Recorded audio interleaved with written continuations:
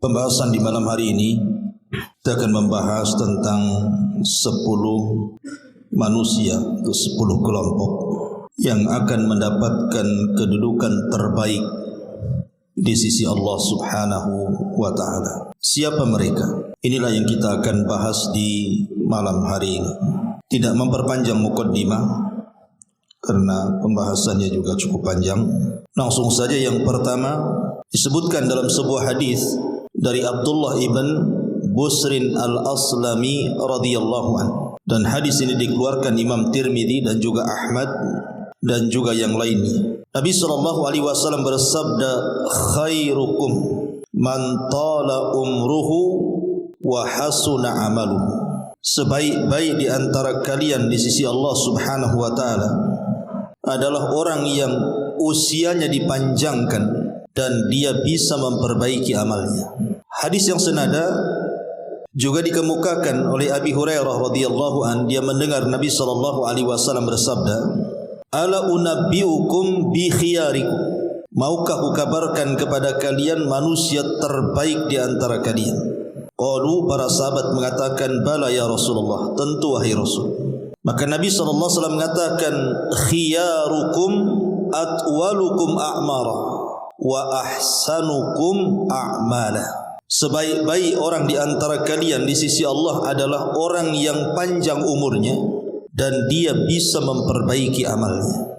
Inilah kelompok yang pertama. Orang yang paling baik kedudukannya di hadapan Allah Subhanahu wa taala adalah orang yang Allah panjangkan usianya. Tapi panjangnya usia dia gunakan untuk beramal saleh. Dahulu di zaman Nabi SAW ada seorang sahabat namanya Talha ibn Ubaidillah radhiyallahu anhu. Satu malam Talha ini tidur. Kemudian dalam tidurnya dia bermimpi. Dalam mimpinya dia melihat ada 2 orang bersaudara. 2 orang yang bersaudara ini dua-duanya rajin beramal saleh. Tetapi yang satu dari keduanya dilebihkan dengan jihadnya. Kemudian dia pun berperang dan berakhir dengan mati syahid. Adapun saudaranya masih hidup sampai mendapatkan 1 tahun setelahnya. Setelah kematian saudaranya yang mati syahid, dia pun masih diberikan umur oleh Allah 1 tahun setelahnya sampai mendapatkan bulan Ramadan. Kemudian Allah wafatkan setelahnya. Tiba-tiba kemudian orang yang mati syahid ini hendak masuk ke dalam sorga duluan, tapi dicegat.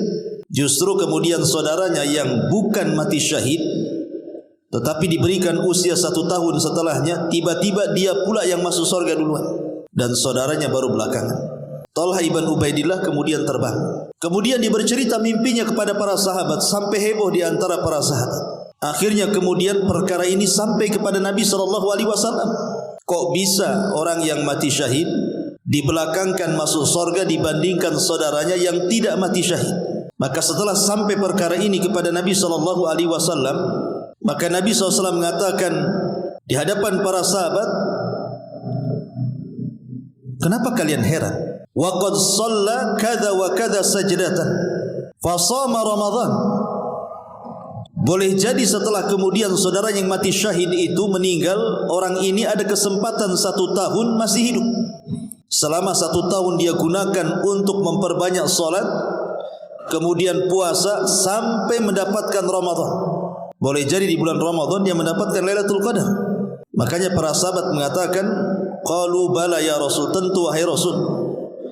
Maka Rasul mengatakan, falamma bainahuma ab'ad mimma bainas sama'i wal ardi.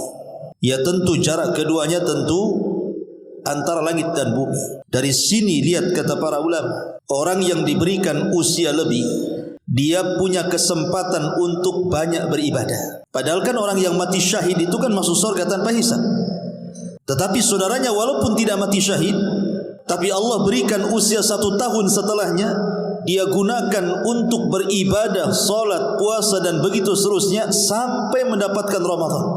Dengan itulah maka lihat bagaimana usia yang panjang itu kalau baik amalnya, maka dia menjadi manusia terbaik di sisi Allah Subhanahu wa taala. Makanya ketika Abbas ibn Abdul Muttalib sedang sakit, nampaknya sakitnya menurut Abbas ini sudah hampir menjelang kematiannya, sehingga kemudian dia berangan-angan ingin mati karena tidak tahan. Maka Nabi SAW menasihati Abbas dan mengatakan, la yatamanna ahadakumul maut. Tidak boleh seseorang itu bercita-cita ingin mati. Kenapa demikian? Fa imma muhsinan fala allahu an yazdada khairan wa imma musian fala allahu an yasta'tiba. Dalam riwayat Bukhari dijelaskan, karena boleh jadi kalau sakitnya disembuhkan dan dia orang baik, maka dengan diberikan usia panjang itulah dia bisa menambah ketaatannya kepada Allah.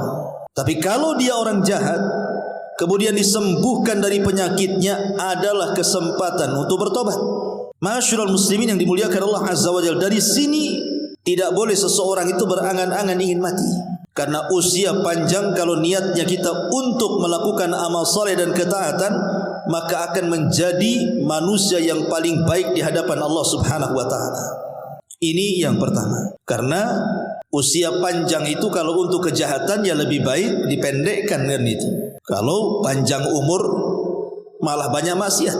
Karena Allah Subhanahu wa taala ketika menyindir orang-orang kafir, apa kata Allah? Wala yahsabanna alladhina kafaru annama numli lahum khairun li anfusihim innama numli lahum liyazdadu ithman walahum adzabun muhin. Dan tidak boleh ataupun jangan sangka orang-orang kafir itu kami tangguhkan usia mereka itu baik bagi mereka. Kami hanya menangguhkan usia kepada mereka itu untuk supaya dosa-dosa mereka bertambah, dan sudah disiapkan kepada mereka azab yang menghinakan. Maka dari sini kita tahu bahwa kalau seandainya usia kita panjang dan banyak maksiat, lebih baik meninggal daripada hidup, karena akan memperpanjang proses hisab. Tapi kalau seandainya umur panjang kita gunakan untuk bertobat, beramal saleh dan begitu seterusnya, maka dengan usia inilah kita akan berkah. Karena dikatakan oleh seorang alim, Al-Imam At-Tayyibi rahimahullahu ta'ala, yang dinukilkan Al-Hafidh Ibn Hajar dalam kitabnya Fathul Bari, apa kata beliau? Innal awqata was-sa'ati ka ra'sil mali lit-tajir fayambagi an yattajira fima yarbah wa kullama kana ra'su malihi kathiran kana rabhu akthar faman intafa'a min umrihi bi an hasuna amaluhu faqad faza wa aflaha wa man adha'a ra'sa malihi lam yarbah wa khasira khusranan mubina. Apa kata Imam At-Tayyibi rahimahullahu ta'ala, mengatakan sesungguhnya waktu-waktu yang berjalan kepada kita ini itu sama dengan modal bagi seorang pedagang. Waktu itu sama dengan modal bagi seorang pedagang. Maka sudah selayaknya seorang pedagang harus memanfaatkan modalnya supaya dia banyak untungnya. Maka setiap kemudian dia banyak untungnya, maka harta yang dimilikinya akan lebih banyak. Maka begitu juga waktu-waktu dalam umur seseorang. Kalau seandainya umur itu digunakan untuk beramal saleh, otomatis akan dapat pahala banyak. Ketika dia dapat pahala banyak, maka faqad faza wa aflaha, dia akan beruntung dan sukses. Wa man adha'a ra'sa malihi, barang siapa yang kemudian menghambur-hamburkan modalnya dan dia tidak mendapatkan keuntungan, maka dia sudah jelas kerugiannya dengan kerugian yang nyata. Ma'asyiral muslimin yang dimuliakan Allah Subhanahu wa taala, ini yang pertama. Yang kedua, disebutkan dalam hadis Utsman bin Affan radhiyallahu anhu yang dikeluarkan Imam Bukhari. Nabi sallallahu alaihi wasallam bersabda, "Khairukum man ta'allama al-Qur'an wa 'allamahu." Orang yang terbaik di antara kalian di sisi Allah Subhanahu wa taala adalah orang yang belajar Al-Qur'an dan berusaha mengajarkan Al-Qur'an. Belajar Al-Quran dari orang lain dan mengajarkan Al-Quran kepada orang lain. Ini yang kedua. Manusia yang paling baik adalah yang belajar Quran dari orang lain, kemudian mengajarkan Al-Quran kepada orang lain. Ma'asyiral muslimin yang dimuliakan Allah Azza wa Jalla, Al-Quran ini memiliki keagungan yang luar biasa, ikhwan, karena bisa mengangkat derajat kita. Makanya Nabi SAW sangat berhajat kepada kita supaya kita sering membaca Quran. Dalam sebuah hadis dari Abi Dzar Al-Ghifari radhiyallahu an dari Nabi SAW. Jadi Abi Dzar ini minta dinasihati. Kira-kira apa yang harus aku lakukan? Maka Nabi SAW mengatakan, alaika bitilawatil Quran, fa innahu nurun laka fil ardi wa dukhrun laka fis sama. Saya anjurkan kepadamu hai Abu Dzar, kata Rasul, perbanyaklah baca Quran. Karena Al-Quran itu akan menjadi cahayamu di bumi dan akan menjadi simpananmu di langit. Bahkan disebutkan dalam sebuah hadis dari Abdullah ibn Umar radhiyallahu anhu secara marfu kepada Nabi SAW yang dikeluarkan Imam Abi Dawud dan Tirmidzi, nanti di sorga orang-orang yang gemar membaca Al-Quran di dunia itu akan dikumpulkan. Kemudian dikatakan yuqalu li sahibil Quran, akan dikatakan kepada orang-orang yang cinta dengan Quran, iqra, baca, wartaq, naiklah. Allah akan berikan sayap di bahu-bahunya, kemudian disuruh terbang ke langit. Warattil, kemudian baca secara tartil, kama kunta turattil fid dunya, sebagaimana engkau tartilkan bacaanmu di dunia. Fa inna manzilataka inda akhiri ayatin taqrauha, karena kedudukanmu di sorga kelak itu ditentukan dengan akhir ayat yang kau baca di dunia. Dari sini kata para ulama, lihat bagaimana Allah Subhanahu wa taala mengangkat derajat para penghafal Quran, para pencinta Al-Quran, sehingga derajat mereka ditinggikan setinggi-tingginya oleh Allah Subhanahu wa taala di sorga. Makanya jangankan lagi cerita sorga, orang-orang yang suka membaca Al-Quran itu akan ditinggikan derajatnya di dunia, di kuburannya, dan di akhiratnya. Adapun di dunia, Nabi SAW mengatakan dalam hadis Abi Mas'ud radhiyallahu an, apa kata Rasul? Ya ummu al-qaum aqra'uhum li kitabillah. Yang berhak menjadi imam dalam salat adalah orang yang paling aqra' terhadap Al-Quran. Apa aqra' di sini? Banyak hafalannya, bagus bacaannya, kemudian bagus suaranya, maka orang ini harus dikedepankan jadi imam. Karena orang ini berhak menjadi imam. Ini di dunia Allah Subhanahu wa taala berikan kedudukan bahwa orang yang seperti ini berhak menjadi imam. Adapun dalam kuburan, dijelaskan dalam hadis Jabir bin Abdullah radhiyallahu anhu yang dikeluarkan Imam Bukhari. Nabi SAW ketika menguburkan para syuhada, apa kata Nabi SAW? Ayyuhum aktsar akhdan lil Quran. Siapa di antara para syuhada ini yang paling banyak hafalan Qurannya? Maka kemudian para sahabat mengisyaratkan kepada Fulan ibn Fulan. Maka Rasul mengatakan, dahulukan dia masuk ke dalam kuburan sebelum yang lainnya. Lihat bagaimana Rasul mendahulukan para penghafal Quran masuk ke liang lahat dibandingkan yang lainnya. Adapun di akhirat, tadi hadis yang kita baca, kelak di sorga para pembaca Quran itu di dunia akan diangkat derajatnya sampai ke derajat yang paling tinggi di sorga. Dan ini menunjukkan bahwa Al-Quran itu bukan hanya bermanfaat di dunia, tetapi juga bermanfaat sampai ke kuburan dan sampai kepada sorga. Oleh karena itulah maka jangan pernah malas membaca Al-Quran. Apalagi secara umum memang pahala membaca Quran itu satu huruf mendapatkan 10 kebaikan. Kalau setiap hari kita baca Al-Fatihah saja, ada berapa huruf itu kebaikan yang kita dapat?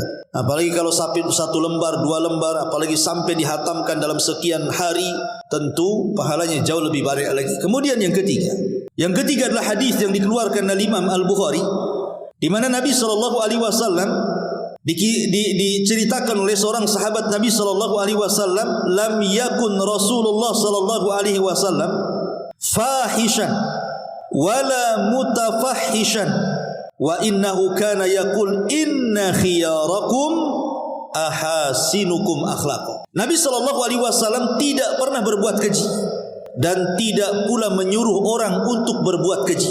Bahwa beliau bersabda, sesungguhnya sebaik-baik kalian di sisi Allah Subhanahu wa taala adalah orang yang paling mulia akhlaknya. Kelompok yang ketiga adalah manusia terbaik di sisi Allah adalah manusia yang paling baik akhlaknya. Ma'asyiral muslimin yang dimuliakan Allah Azza wa Jalla, akhlak ini luar biasa ya. Kenapa? Karena perkara yang paling banyak memasukkan ke dalam sorga adalah akhlak. Ibadah kan banyak, salat, puasa, zakat, haji, macam-macam ibadah itu, dan semuanya bisa memasukkan orang ke dalam surga.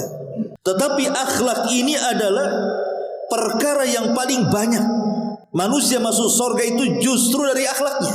Dan ini berdasarkan sabda Nabi SAW, "Aktsaru ma yudkhilun nas al-jannah taqwallah wa husnul khuluq." Manusia yang paling banyak Allah masukkan ke dalam surga adalah mereka orang-orang yang bertakwa dan orang-orang yang baik akhlaknya. Bahkan di surga itu ada tingkatan-tingkatan surga tertentu yang tidak bisa diraih dengan salat, tidak bisa diraih dengan puasa, tidak bisa diraih dengan haji dan ibadah-ibadah yang lain, hanya bisa diraih dengan akhlak. Kata Nabi SAW, "Innar rajula la yudriku bi husni khuluqihi darajatas saimil qa'im." Sesungguhnya seseorang itu mampu mendapatkan dengan kebaikan akhlaknya derajat orang-orang yang berpuasa ataupun orang-orang yang salat. Maksudnya salat malam. Artinya orang-orang yang berakhlak itu bisa menandingi orang-orang yang rajin salat sunnah dan orang-orang yang rajin qiyamul lail. Bahkan Nabi SAW mengatakan termasuk kesempurnaan iman adalah ahasinuhum akhlaqa, orang yang paling baik akhlaknya. Ma'asyiral muslimin yang dimuliakan Allah Azza wa Jalla, lalu seperti apa akhlak itu? Ulama mengatakan akhlak itu ada di 6 perkara. Kalau ada kita di 6 perkara ini, berarti kita berakhlak. Yang pertama, an yakunal insan katsiral haya qalilal adha. Pertama, banyak malunya dan sedikitnya dia menyakiti orang. Ini pertama, banyak malu dan sedikit menyakiti orang. Yang kedua, katsirus salahi saduqul lisani qalilul kalami. Suka memperbaiki orang, mengislah. Kemudian lisannya senantiasa jujur dan sedikit bicara. Kemudian yang ketiga, katsirul amali qaliluz zalali qalilul fuduli. Banyak beramal, sedikit kesalahannya dan sedikit fudulnya.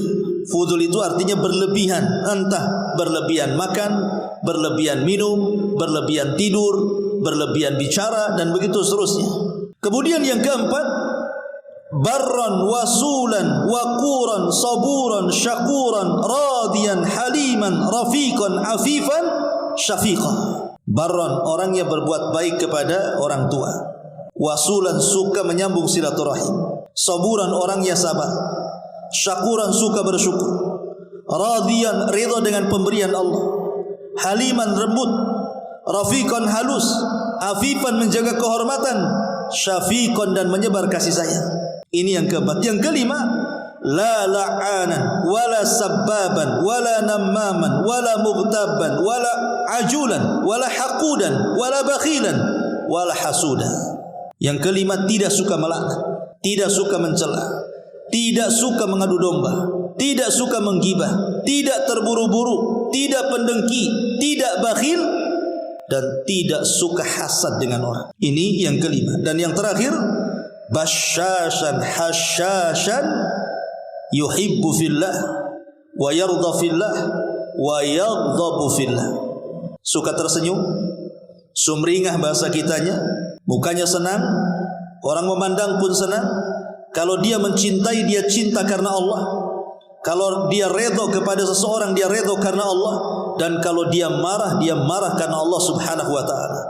Inilah 6 perkara termasuk daripada sifat orang yang memiliki akhlak yang baik.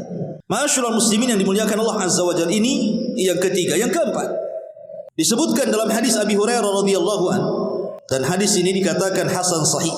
Anna Nabi sallallahu alaihi wasallam waqafa ala unasin julus.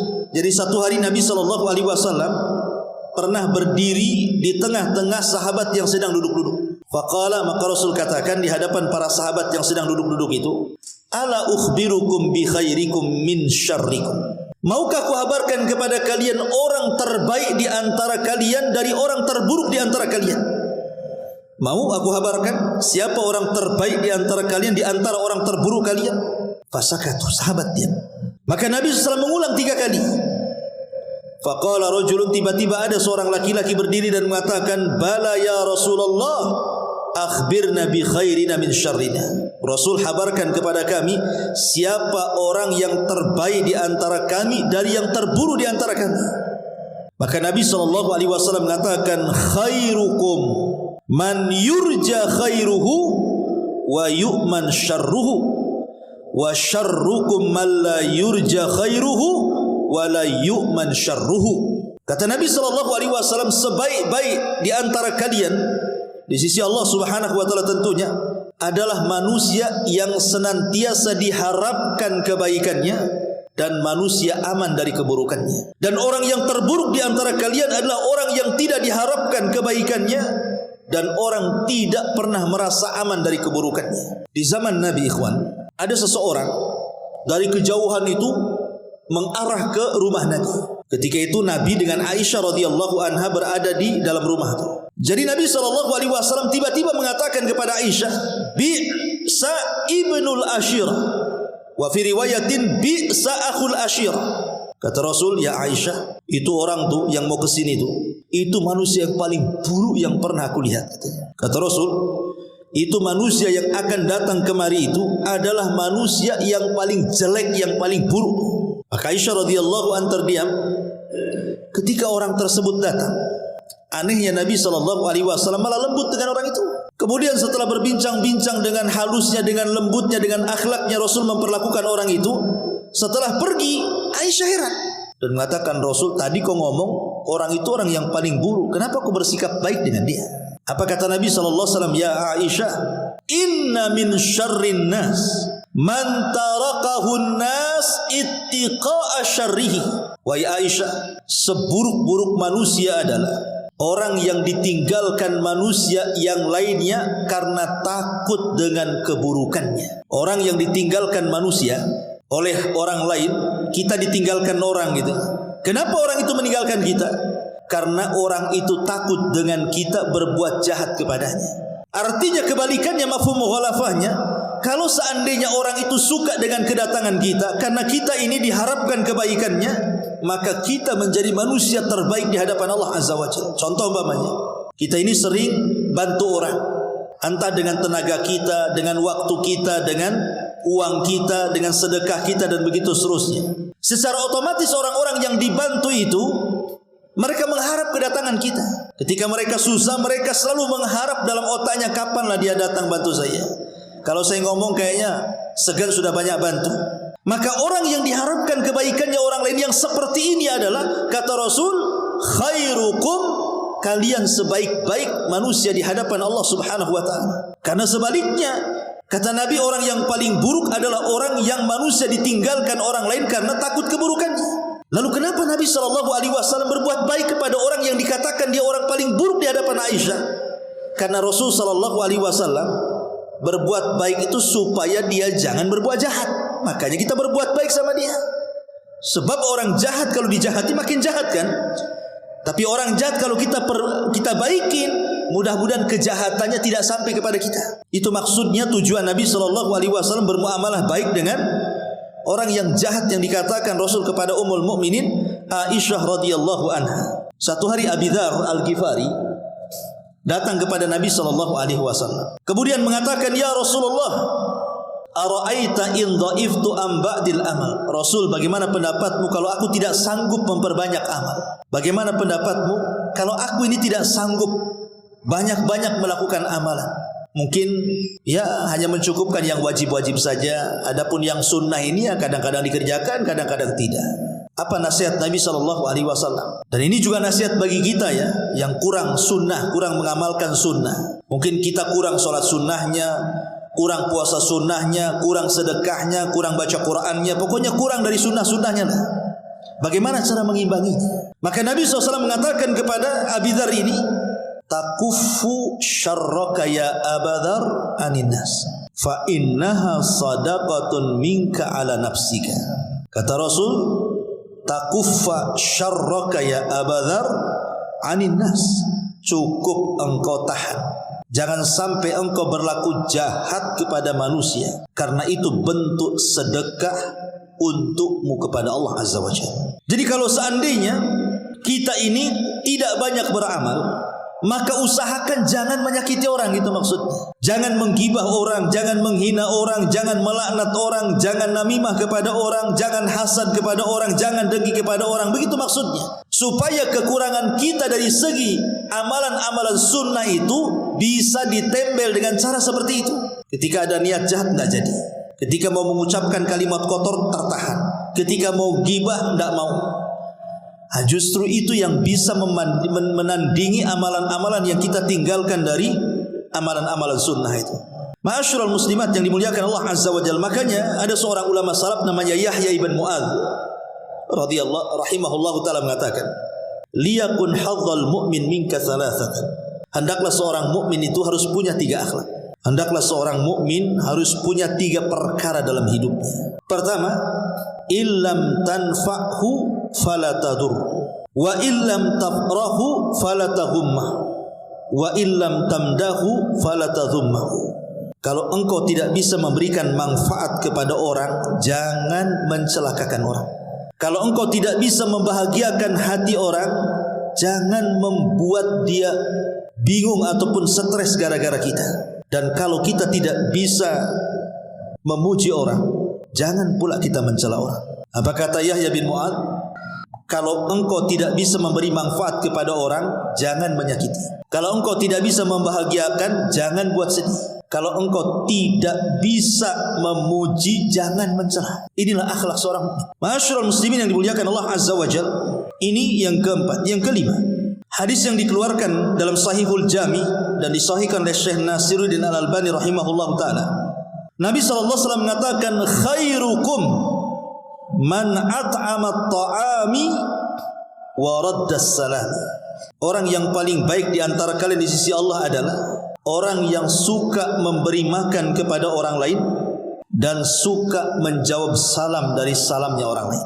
Anas bin Malik radhiyallahu an menceritakan ada seorang laki-laki datang kepada Rasul. Rasul, alimni amalan yudkhilanil jannah. Bisa enggak kau ajarkan satu amalan atau amalan-amalan apalah terserah yang dengan amalan itu Allah masukkan aku ke surga. Maka Nabi SAW mengatakan, at'imi ta'am. Kau harus beri makan orang yang membutuhkan. Wafshus salam, sebarkan salam. Wa'ati bil kalam, perbaiki santunkan ucapan. Wa sholli bil laili wan nasu niyam, salatlah di malam hari ketika manusia tertidur. Kata Rasul, tadkhulul jannata bis salam, maka engkau akan masuk surga dengan selamat.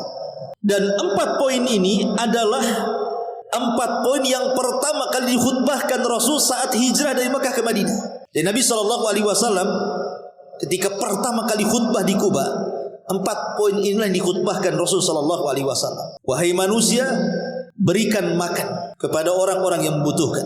Yang kedua, sebarkan salam, santunkan ucapan, dan salatlah di malam ketika manusia sedang terlelap tidur. Ketika Abdullah ibn Salam, seorang tokoh Yahudi, mendengar tuh khutbahnya Nabi SAW, langsung masuk Islam dia. Tokohnya Yahudi itu Abdullah ibn Salam itu ma'ruf. Ketika mendengar khutbahnya yang luar biasa, padahal cuma 4 kata ini saja, masuk ke lubuk hati Abdullah ibn Salam, datang kepada Rasul, padahal dia pendetanya Yahudi itu. Tiba-tiba dia mengatakan, asyhadu an la ilaha illallah wa asyhadu annaka rasulullah. Kenapa Nabi SAW bicara seperti itu? Coba dalam mukadimah khutbahnya ketika hijrah dari Mekah, beliau meriwayatkan dari Abdullah ibn Umar radhiyallahu an, Nabi SAW bersabda, salasun muhlikat wa salasun munjiyat wa salasun kafarat wa salasun darajat. 3 perkara bisa menghancurkan kalian, 3 perkara bisa menyelamatkan kalian, 3 perkara bisa menghapuskan dosa kalian, 3 perkara bisa mengangkat derajat kalian. Adapun 3 perkara yang menghancurkan, fasyukhun muta wa hawan muttaba wa ijabul mar'i binafsi. Kebakhilan yang diikuti, hawa nafsu yang dituruti, dan i'jab, kesombongan yang ada pada diri seseorang. Adapun 3 yang bisa menyelamatkan, fal adlu fil ghadabi war ridha wal qasdu fil faqri wal ghina wa khasyatullah fi sirri wal alaniyah. Adapun 3 perkara yang bisa menyelamatkan, adil saat marah, berbuat adil saat marah. Karena biasanya orang yang marah itu tidak adil. Biasanya kalau orang lagi marah, emosi, tidak akan berbuat adil dia. Tapi kalau dia ingin selamat, adillah saat Anda sedang marah. Yang kedua, sederhanalah, baik Anda fakir ataupun kaya. Dan yang ketiga, takutlah kepada Allah baik di waktu sendirian ataupun terang-terang. Adapun 3 perkara yang bisa menggugurkan dosa: intidharus salah ba'da salah, menunggu salat setelah salat; wa isbagil wudu, yang kedua menyempurnakan wudu; dan yang ketiga naqlul aqdam ilal jamaat, berusaha melangkahkan kaki menuju masjid untuk melaksanakan salat jamaah. Adapun yang ketiga yang keempat 3 perkara yang bisa mengangkat derajat, di sini syahidnya. Pertama, it'amut ta'am, memberi makan. Yang kedua, ifsa'us salam, menyebar salam. Dan yang ketiga, wassalatu bil laili wan nasu niyam, salat malam ketika manusia sedang tertidur. Maka di antara yang mengangkat derajat kita adalah memberi makan dan menyebarkan salam. Taib, ini yang kelima. Yang keenam, disebutkan juga di dalam kitab Sahihul Jami dan disahihkan oleh Syekh Albani rahimahullahu taala, Nabi SAW bersabda, khairun nasi dzul qalbil mahmum wa lisan as-sadiq. Qalu saduqul lisan na'rifuhu ya Rasulullah, fama mahmumul qalbi? Qala huwa an-naqiyyu taqiyyu la ithma alaihi wala baghya wala ghilla wala hasad. Kata Nabi SAW, sebaik-baik manusia di sisi Allah adalah mereka orang-orang yang memiliki hati yang mahmum dan lisan yang jujur.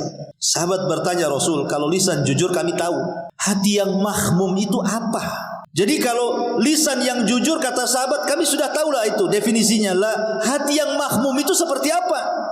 Maka Nabi SAW mengatakan hati yang mahmum adalah an-naqiyat taqiyya la ithma alaihi wala baghya wala ghilla wala hasad. Orang yang memiliki hati yang sangat bersih dan bertakwa kepada Allah, tidak ada dosa, tidak berbuat zalim, tidak ada kebencian, dan tidak ada hasad. Maka orang yang seperti ini adalah sebaik-baik manusia di sisi Allah Subhanahu wa taala. Orang-orang yang memiliki hati yang bersih. Karena hati bersih itu hati penduduk sorga. Hati penduduk sorga itu satu hati. Makanya kenapa sebelum orang masuk sorga itu, di situ ada kisos diulang. Pengulangan kisos yang pernah dilakukan kisos di dunia, diulang lagi itu. Supaya mencapai keadilan yang hakiki. Sehingga ketika orang itu sudah melangkahkan kakinya ke sorga, tidak ada lagi kedengkian dalam hatinya. Wa nazza'na ma fi sudurihim min ghillin ikhwana, kami cabut tuh perasaan-perasaan dengki penduduk sorga itu, sehingga masuk ke dalam sorga ikhwana, mereka bersaudara, satu hati. Dan memang membersihkan hati ini sulit sekali. Kalau antum punya mobil, tinggal dibawa ke karwas saja sebentar dah bersih. Kalau rumah antum kotor, datangkan pembantu, bayar 1 juta 1 hari, bersih kinclong. Baju kita kotor, tinggal dilondrikan, langsung bersih. Masalahnya kalau hati kotor ini, macam mana cara bersihkannya? Antum minum Baiklin, matilah antum. Macam mana caranya? Sehingga membersihkan hati itu perkara yang sulit sekali. Perlu mujahadah, adanya kesungguhan dalam bersihkan hati itu. Contoh saja hasad. Saya, antum atau siapapun memiliki hasad. Tidak ada manusia kecuali ada hasad di hatinya. Ingatnya, tidak ada manusia kecuali ada hasad di hatinya. Tapi bagi orang baik, hasad itu tidak memadaratkan dia. Hasad itu menjadi bahaya ketika orang itu jahat. Kalau sekedar hasad saja, seseorang menginginkan seperti orang lain, itu kan hasad. Umpamanya kita lihat tetangga kita beli mobil, pengen juga punya mobil. Tetangga kita bangun rumah bagus, pengen juga punya rumah bagus. Itu kan hasad artinya. Kalau bukan hasad apa namanya? Tetapi kalau hasad ini dimiliki orang baik, tidak ada masalah, karena hanya keinginan saja. Tapi kalau hasad ini dimainkan orang jahat, mulai bercita-cita tamanni zawalin ni'mah, berangan-angan nikmat orang lain hilang, apalagi lebih buruk daripada itu supaya berpindah kepada dia, itu yang jadi masalah. Makanya orang hasad itu hatinya sakit, ya kawan. Di zaman Khalifah Mu'tasim, ada Arab Badui. Dia pandai bersyair. Jadi Arab Badui ini disukai sama Khalifah. Jadi kadang-kadang diundang tuh, datangkanlah si Arab Badui itu ke istana, katanya, biar dia bersyair di hadapanku, aku suka bahasanya. Jadi selalu datang Arab Badui itu menghibur Khalifah. Rupanya apabila sang Badui ini menghibur Khalifah dengan syair-syair Baduinya itu, adalah satu menteri tidak suka. Kata satu menteri, lo aku lo berpuluh-puluh tahun mengabdi kepada raja, tidak pernah aku duduk di samping dia. Ini si Baduy pula, kata, tidak punya kedudukan dari desa, kok dia bisa akrab pula dengan khalifah. Mulai hasad dia, hasad hatinya. Akhirnya dia merencanakan sesuatu. Dengan cara apa?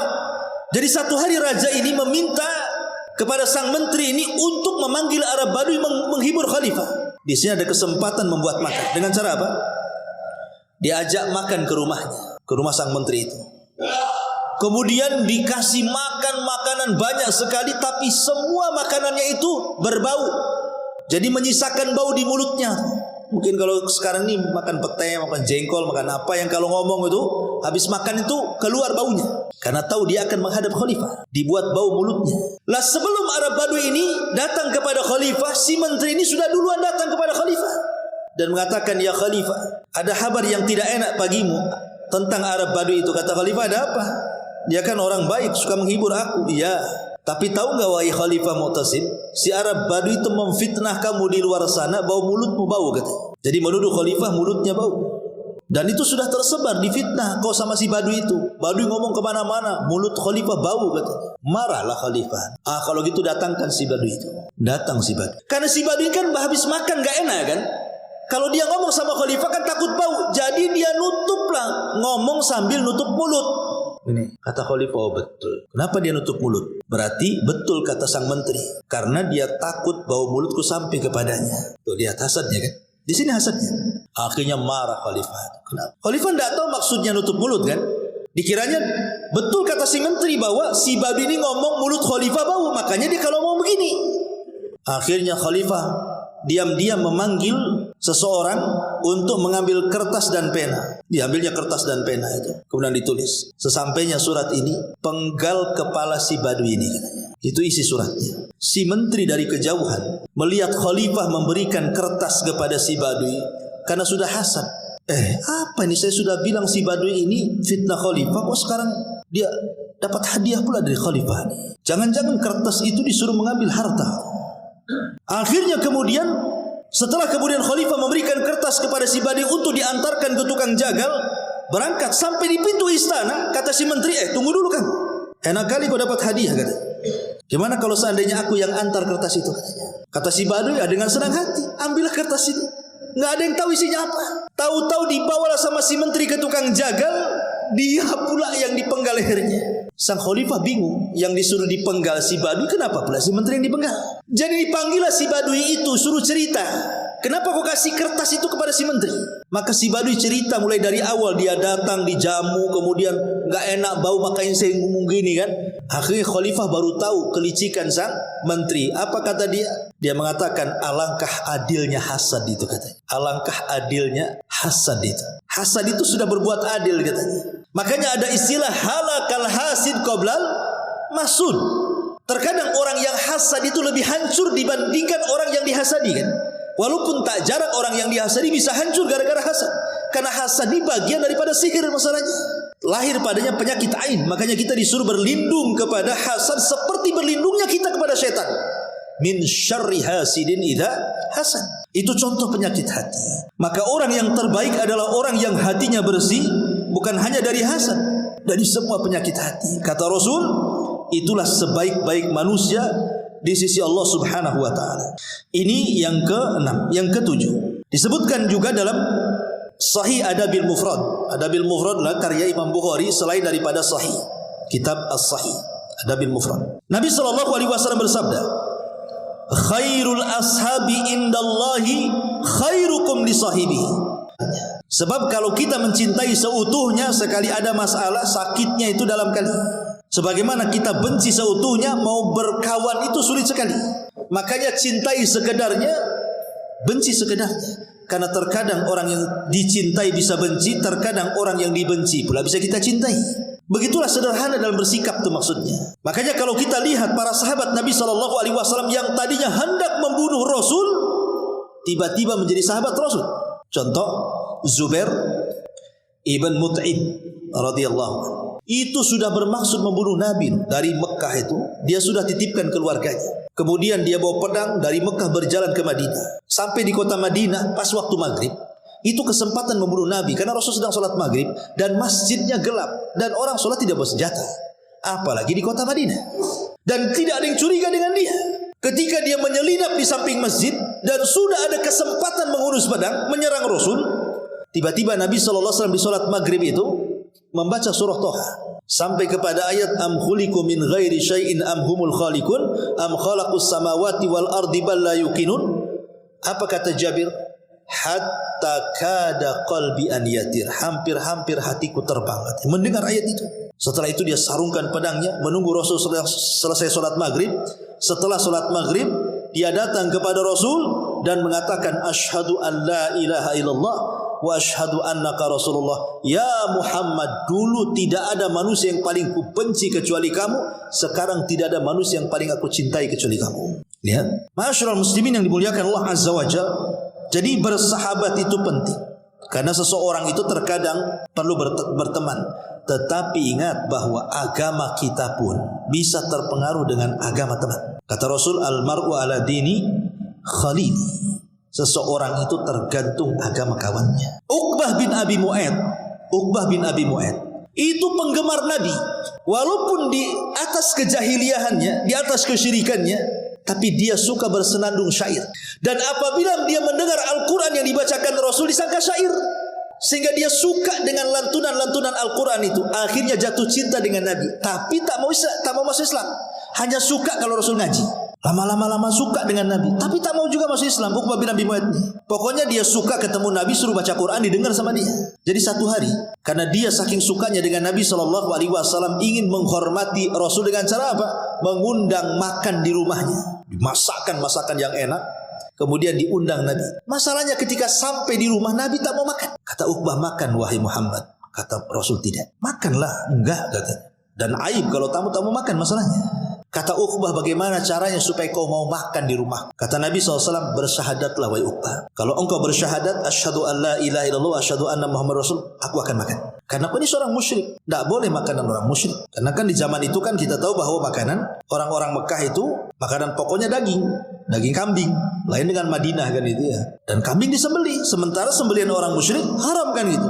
Rasul tidak mau. Kecuali kau baca syahadat, baru aku mau. Terpaksalah Uqbah bin Abi Mu'aid membaca syahadat supaya Rasul mau makan. Akhirnya dia baca syahadat. Itu sebenarnya sudah langkah satu kan, dia dapat hidayah sebenarnya. Walaupun baca syahadatnya itu belum sepenuhnya dia ingin masuk Islam kan, hanya supaya Rasul makan saja. Karena terkadang niat itu nanti akan berubah di tengah jalan kan. Makanya kata Imam Syafi'i rahimahullahu ta'ala apa? Talabtul ilma li ajli dunya wa ya'bal ilmu illa an yakuna lillah. Dulu aku cari ilmu itu karena dunia, kata Imam Syafi'i. Karena Imam Syafi'i itu sejak kecil dia cari pondok yang gratis. Ya. Jadi dia hanya ingin makan aja di situ, bukan ingin belajar. Jadi dari pondok ke pondok itu cari yang gratisan aja, kata Imam Syafi'i. Tetapi setelah pinter apa yang terjadi? Rupanya ilmu itu tidak mau dicari karena dunia, tetapi ilmu itu mau dicari karena Allah, katanya. Berubah niatnya kan. Boleh jadi orang itu awalnya karena dunia, di tengah jalan karena Allah. Bisa saja terjadi kan begitu. Seperti kata-kata Imam Syafi'i, tolabtu al-ilma li ajli dunya, aku mencari ilmu awalnya karena dunia, wa ya'bal ilmu illa an yakuna lillah. Tapi ilmu tak mau kecuali dicari karena Allah. Jadi Uqbah bin Abi Mu'aid walaupun dia tidak ada niat masuk Islam, tapi dengan ucapan syahadat kan sudah selangkah dia masuk hidayah kan. Masalahnya Uqbah bin Abi Mu'aid ini CS-nya Umayyah bin Khalaf. Umayyah bin Khalaf ini tokoh keras kepada Nabi. Dia sekelas Abu Jahal, sekelas dengan Al-Walid, tokoh-tokoh Quraisy. Jadi Uqbah ini gengnya si Umayyah nih. Jadi si Umayyah ini dengar kawannya Uqbah ini mengucapkan 2 kalimat syahadat, dipanggil sama dia. Kata Umayyah, aku dengar kau membaca 2 kalimat syahadat, kau masuk kepada agama Muhammad ya. Kata Uqbah bin Abi Mu'aid, tidak. Iya, tidak. Saya mengucapkan itu supaya dia mau makan gitu saja kok. Supaya dia mau makan makanya saya bersyahadat, kata. Oh tidak, kau sudah masuk ke agama Muhammad. Berarti kau bukan geng kami lagi. Sudah gengnya Muhammad kau ini, kata. Kemudian kata Uqbah, kalau begini, kalau kau tidak percaya aku mengucapkan supaya dia biar makan saja, aku tidak ada niat masuk ke agamanya, kira-kira perbuatan apa yang harus kulakukan supaya kau percaya aku tidak masuk ke agama Muhammad? Kata Umayyah, baik, buktikan kepadaku kau harus menghina Muhammad di tengah manusia. Akhirnya satu hari Abu Jahal ini sesumbar di hadapan para pemuda Quraisy. Di situ ada Uqbah. Dia mengatakan, man wadha'a sala jazur, siapa yang bisa meletakkan sala jazur, kotoran unta yang masih berdarah itu, di pundak Muhammad yang sedang duduk nanti kalau dia sholat menghadap Ka'bah, letakkan sala jazur di atas pundaknya, maka falahu kada wa kada, dia akan mendapatkan ini dan itu. Oh, kesempatan Uqbah ini membuktikan kepada siapa? Umayyah. Dicarinya sala jazur itu, kotoran unta yang masih berdarah itu. Setelah dapat, betul-betul Rasul datang kemudian sholat depan Ka'bah. Disitulah kesempatan dia menghina Rasul untuk membuktikan kesetia kawanannya dengan Umayyah bin Khalaf. A'udzubillah. Bayangkan, kadang-kadang kawan ini as-sahibus sahib, kata orang Arab itu, kawan itu bisa nyeret ya. Makanya hati-hati ya. Maka orang yang terbaik di sini yang nomor 7 adalah orang yang paling baik kepada temannya. Tentu teman yang baik yang bisa bermanfaat untuk kita ataupun berbuat baik kepada tetangganya. Kemudian yang nomor 8, sebuah hadis yang dikeluarkan Imam Bukhari pada nomor hadis ke-2305, Nabi SAW bersabda, khairukum ahsanukum qadha'an. Sebaik-baik kalian adalah orang yang paling baik dalam mengembalikan amanah, entah hutang atau yang lainnya. Di zaman Nabi SAW ada seorang Arab Badui. Arab Badui ini pernah dipinjam untanya oleh Nabi SAW. Ketika sudah hampir sampai kepada waktunya, Rasul harus mengembalikan kan itu. Maka tiba-tiba dia datang kepada Nabi SAW dengan tidak sopannya berteriak-teriak, ya Badui, mana ada akhlak. Tiba-tiba dia berteriak dan mengatakan, ya Muhammad, kembalikan janjimu kepadaku. Kembalikan janjimu kepadaku. Tapi Nabi SAW walaupun orang Badui itu kasar gitu ya, tidak ada sopan santunnya, Nabi SAW hanya bisa senyum. Tapi yang marah para sahabat karena melihat kurang adabnya orang ini menghadap Nabi. Tapi Nabi SAW mengatakan kepada para sahabat, da'uhu fa inna li sahibil haqqi maqala. Apa kata Nabi SAW? Biarkan dia, karena bagi orang yang benar ucapannya wajib dipenuhi janjinya. Kemudian kata Nabi SAW, a'tuhu sinnan mithla sinnihi. Kata Rasul, berikan seekor anak unta sebagaimana dulu aku mengambil anak unta dia. Sahabat mengatakan, ya Rasul, tidak ada anak unta, yang ada unta besar. Kata Rasul, a'tuhu, tetap kasihkan dia. Kemudian Rasul mengatakan, fa inna min khiyarikum ahsanukum qadha'a. Karena orang yang paling baik di antara kalian di sisi Allah adalah yang terbaik di antara kalian ketika menunaikan janjinya. Jadi kalau seandainya saya berhutang sama antum, pamannya bulan depan janji, kemudian antum nagih saya, mana Ustaz? Antum kan sudah hutang sama saya, kapan mau bayar? Padahal belum sampai waktunya nih. Entah mungkin seminggu lagi, mungkin karena antum butuh lah istilahnya kan, terpaksa mau mengambil duluan. Maka saya kasih lebih. Itu maksudnya ya. Pamannya hutang 1 juta, saya kasih 1.200.000. Tidak ada masalah. Justru ini manusia yang paling baik. Tapi jangan ada akad di awal, karena itu jadi riba masalahnya. Kalau akad di awal jadi riba. Dan orang yang meminjamkan uang itu bukan orang yang masyhur suka rentenir, tidak. Ya, maka melebihkan sesuatu supaya dia senang dan tanda terima kasih kepada dia tidak ada masalah. Dan itu masuk dalam hadis Nabi SAW di sini. Makanya Nabi SAW sangat memuji dalam hadisnya, rahimallahu rajulan samhan idza ishtara wa samhan idza ba'a wa samhan idza ishtara wa samhan idza qada wa samhan idza qada. Semoga Allah merahmati orang yang mudah dalam menjual, mudah dalam membeli, mudah dalam menghutang, dan mudah saat membayar hutang. Karena biasanya orang kalau pinjam uang itu mudah, bayarnya ini yang sulit. Paling sulit kalau nagih hutang tuh. Kalau lagi pinjam uang aja manis sekali mulutnya. Ketika ditagih pahit kali tulisannya. Kan begitu. Kadang-kadang lebih galak pula dia daripada orang yang hutang. Orang kan begitu umumnya kan. Itulah syaitan sebenarnya. Syaitan sudah bersarang sehingga dia tidak ada amanah lagi. Pada Rasul mengatakan apa? Sebaik-baik kalian adalah orang yang amanah dengan janjinya. Ini yang ke-8. Yang ke-9, Nabi SAW bersabda, khairukum khairukum li ahli wa ana khairun li ahli. Sebaik-baik kalian di sisi Allah, sebaik-baik kalian di sisi Allah adalah orang yang terbaik untuk keluarganya, dan saya adalah manusia yang paling baik kepada keluarga saya, kata Nabi. Maka yang ke-9 adalah orang yang terbaik di sisi Allah adalah orang yang bisa memposisikan diri kepada keluarganya dan dia memperbaiki keluarganya. Ku anfusakum wa ahlikum nar. Maka dijelaskan dalam sebuah hadis, ma dharaban nabiyyu sallallahu alaihi wasallam imra'atan lahu qat wala jalada khadiman lahu qat.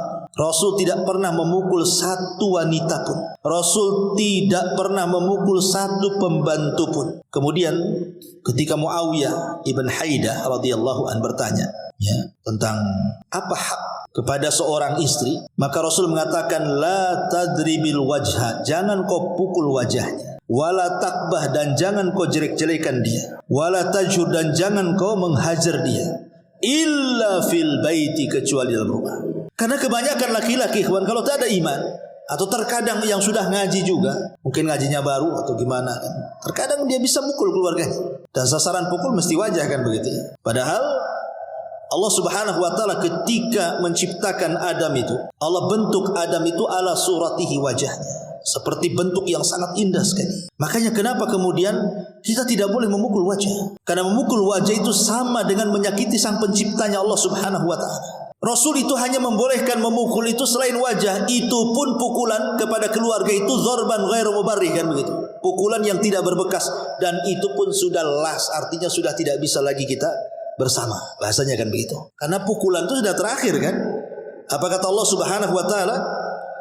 Apabila engkau takut istrimu itu melakukan nusuz. Nusuz itu ya selingkuh atau yang semacamnya. Yang pertama fa'idhuhunna, nasihati dulu. Kalau tidak bisa fahjuruhunna fil madhaji, baru kemudian pisah ranjang. Yang ketiga fadribuhun. Jadi yang terakhir memukul itu. Makanya kenapa kemudian seseorang itu harus adil dalam keluarga kan? Apa kata Nabi SAW? La yafruqu mu'minun mu'minatan in kariha khuluqan radiyal akhar, kata Rasul.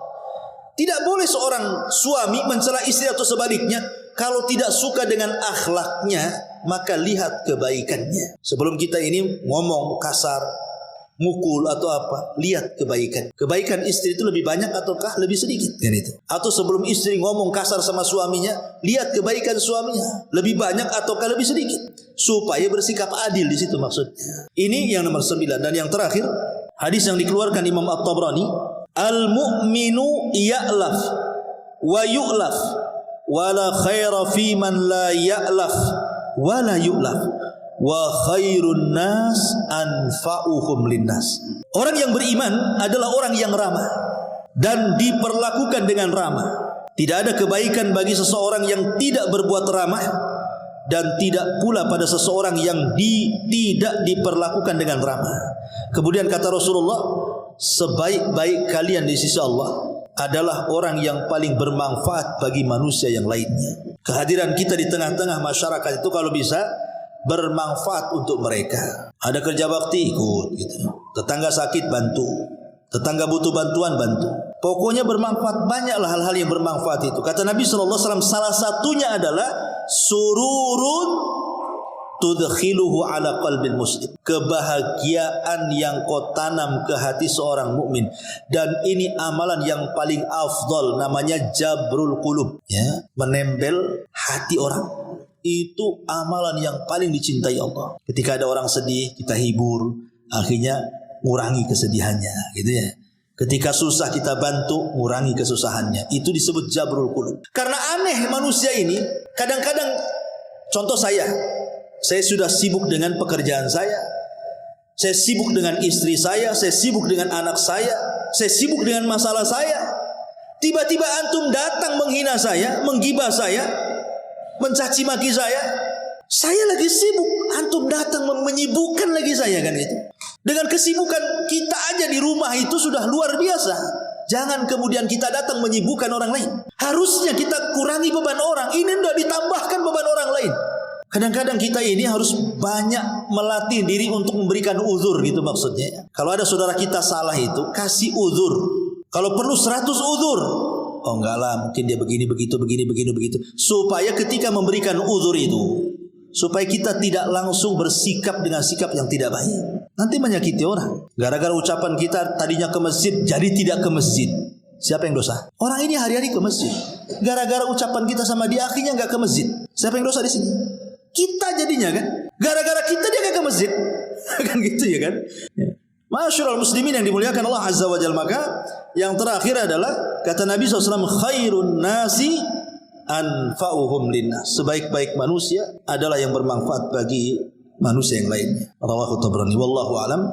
Ini yang bisa sampaikan. Mudah-mudahan manfaatnya. Subhanakallahumma bihamdika asyhadu an la ilaha illa anta astaghfiruka wa atubu ilaik. Allahu ta'ala alam. Assalamualaikum warahmatullahi wabarakatuh.